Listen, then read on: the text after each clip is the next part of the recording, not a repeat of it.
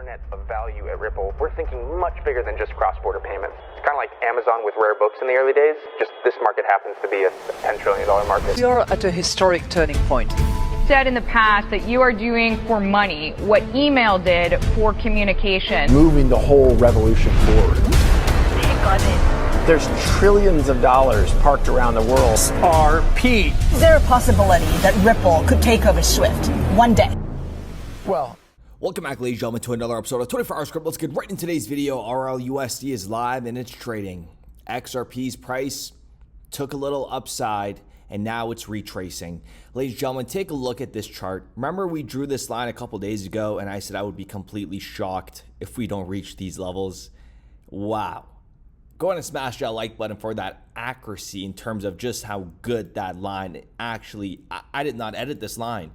It perfectly followed this line.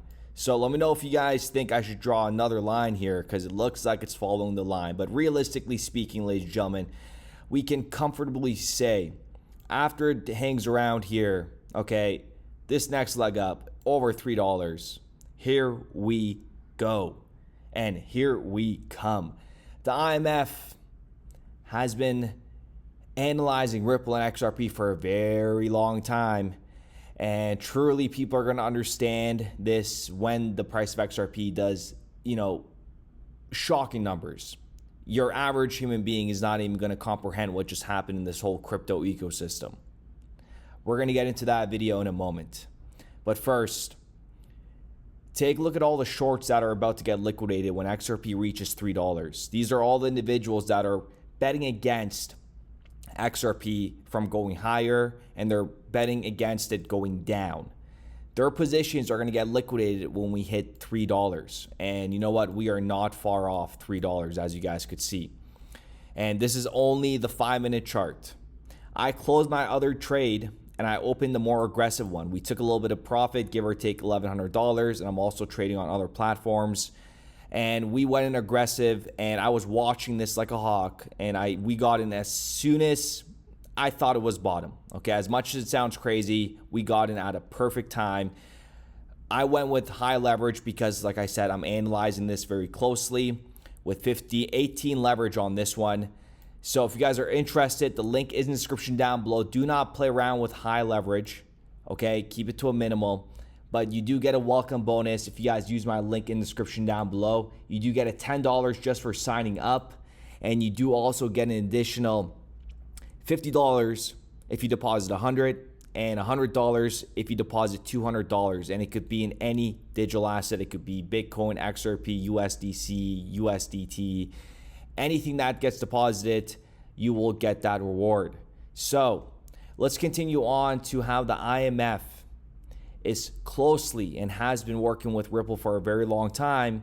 All the documents that we have been following on this channel, it's all coming out to be true. And with the launch of RLUSD, again, it hasn't fully hit all the main exchanges yet. It will happen slowly but surely. CoinMarketCap has not updated the dollar valuation for XRP for Ripple USD yet, but we are just in the beginning of something monumental, folks. Monumental. And after you guys are done watching this episode of how the IMF is deeply correlated with Ripple and XRP and how they've been working on this for a very long time, you're going to see the bigger picture. And we are at the end of this. We are at the end of pretty much a huge price appreciation where your average individual is not going to want to buy XRP, or when they come into this ecosystem, why would they buy XRP as opposed to, Cardano, Solana, Ethereum, right? There's a lot of those kind of questions that they're going to ask themselves. So it's done. Congratulations to every single individual that has been accumulating for the past years. But the IMF made it very clear, very long time ago, and everything was uncovered. And now we're seeing all the puzzle pieces come together. We are going to start off by a clip by Kristalina Georgieva. She's the head of the IMF managing director, and she replaced Christine Lagarde, where she is now onto the ECB looking over DLT technology. And listen to her remarks here, okay? And she refers to the Singapore FinTech Festival, which we're going to get into a document she mentions in this clip. We're going to break down exactly what she's talking about. And take a listen to this. I don't know why they mentioned this, because this is so 2017, but it still goes hand in hand with what Larry Fink said. Libra was a wake-up call that turned out to be a false alarm, but others, more compliant, will come knocking. Come on, who is the most compliant digital asset company out there right now?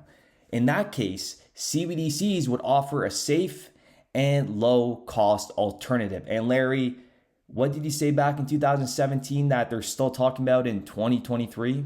There is a need, whether it's a Libra or something else, to democratize the exchange of foreign currencies. And so I actually believe the idea around Libra, I don't think we need to create a new currency, but the technology to instantaneous calibrate all the currencies, that should be done.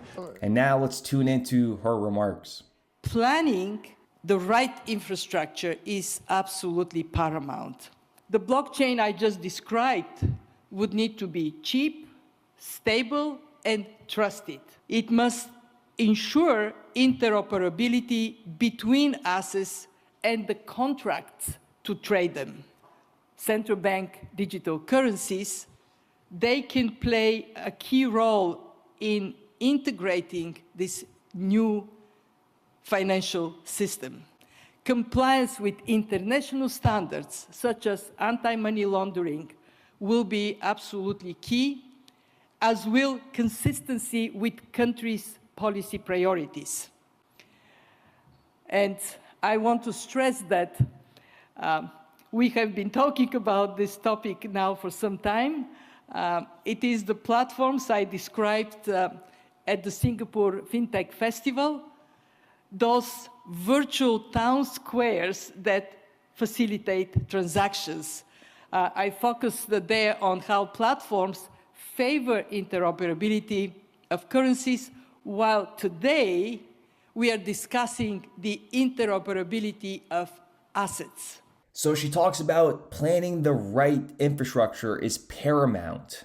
And she talks about cheap, stable, and trusted systems.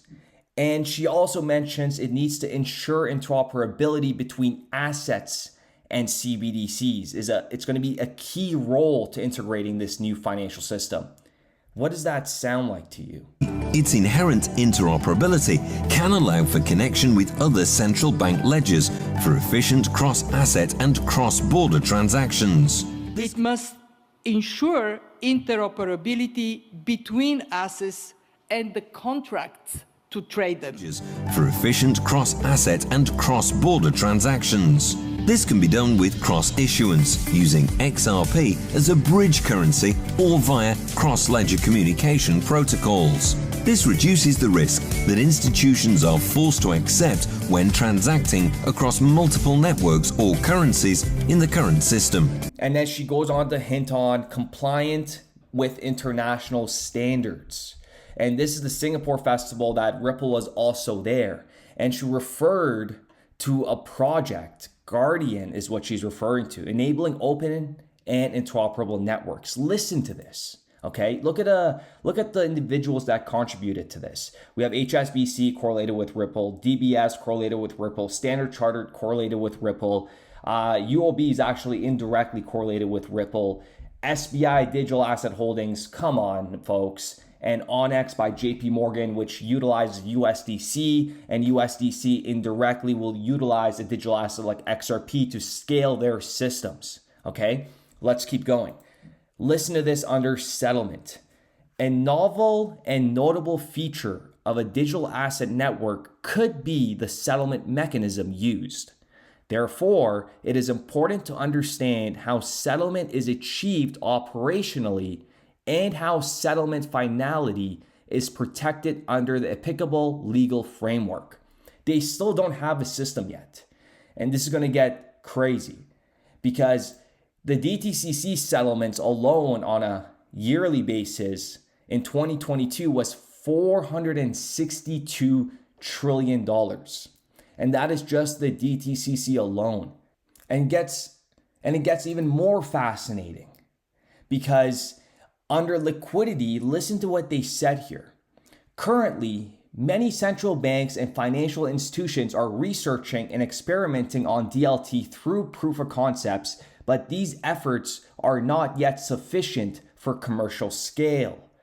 The lack of clear accountability and service level agreements in public permissionless platforms imply that it might be possible for outages to occur.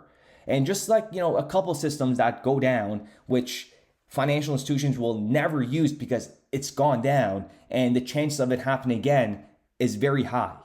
We had Ethereum's layer 2 scaling solution failed. There was an outage. This was this year. Remember, Solana failed. Solana outage triggers ballistic reaction from the crypto community. We even have Bitcoin being congested, which is not good at all because then you have delayed transactions. And then we have unpredictable fees. Bitcoin, one of the senders, was charged with a $3.1 million transaction fee. And that is something that you cannot reverse. So imagine doing billions, moving billions overnight, and then you get hit by a $500,000 fee. Come on, folks, go ahead and smash that like button because this video is only going to get even better. So where do we end off? We talked about the outages that may occur. Now, listen to this, okay? Under approach. So DBS and SBI Digital Asset Holdings are collaborating to explore the feasibility of conducting foreign exchange and government bond transactions against liquidity pools compromising tokenized Singapore government securities. Start talking about foreign exchange of government bonds. And if you guys remember what Joe Valono said here from Ripple in regards to settlement bonds and how they're global, and folks, NDAs, non-disclosure agreements, there's a lot of projects that they're going on, but listen to this. Wholesale CBDC and some of the work Ripple is doing, we have projects happening globally with different central banks. One that I'll highlight is with the Central Bank of Colombia, where we are exploring whether a WCBDC can be used as a credit risk-free settlement asset for government bonds with respect to their high-value payment system. You think about some of the opportunities in those markets now around the world to tokenize financial assets, corporate bonds, the settlement of which is extremely onerous and takes forever.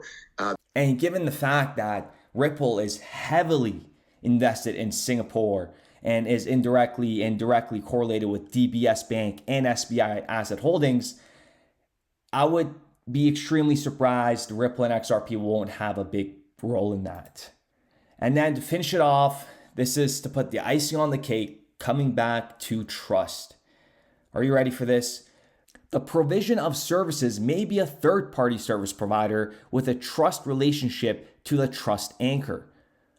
Once a trust relationship is established, it removes the need for service providers to onboard participants individually, as they could delegate the responsibility to a trust anchor in terms of responsibility of KYC, AML, having an all-in-one suite trust anchor system that does these transactions for you. And even if we scroll up, they refer to Project Mariana, which we know Ripple is involved in. And these are what they're talking about, the models. With that being said, ladies and gentlemen, I do appreciate every single one of you guys. I'll leave this PDF link in the description down below. You guys can check it out yourselves. The writing's on the wall. It's just a matter of understanding what's going on behind the scenes and understanding how the system is working behind the scenes. And that is why this year, Ripple even got their principal payment license in Singapore. Okay, Ripple has been massive in Singapore since day one. And this was put together by BIS Innovation Hub and the Monetary Authority of Singapore, which they're heavily invested into the Modulo Foundation as well, and the Belinda and Bill Gates Foundation. With that being said, ladies and gentlemen, I do appreciate every single one of you guys. Let me know what you guys think in the comments down below, and we will be back with another video. We started building RippleNet with the thesis that crypto liquidity would eventually be able to support robust global payments, large payments. RippleNet was designed so that customers seeing the benefits of our fiat-based network could flip the switch to ODL once the market was mature enough. And this is exactly what's happening. Flip the switch.